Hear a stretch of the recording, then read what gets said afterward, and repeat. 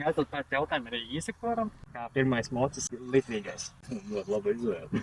Un ja mēs tagad tā godīgi runājam. Nē, nu, litrs nepiedod kļūdu. Kritērijs galvenais ir to pelēko vielu daudzums tanī podiņā, kas ir starp ikšiem.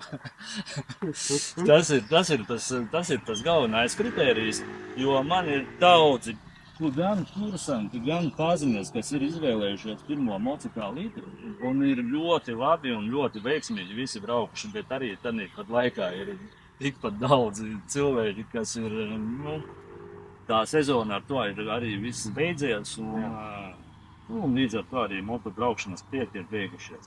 Tikai, kad aiz tā iemesla, kad ir bišķiņ tīdi mocis. Daudz, jā. Jā, jo jaudīgāks mocis, jo viņš mazāk pieļauj kļūdu. Nu, vai mazāk tolerē kļūdu, pieļaut tās kļūdas cilvēkiem, jo mocis jau nepieļauj cilvēks. Jā. Un to es neteicu, to teicu insektos.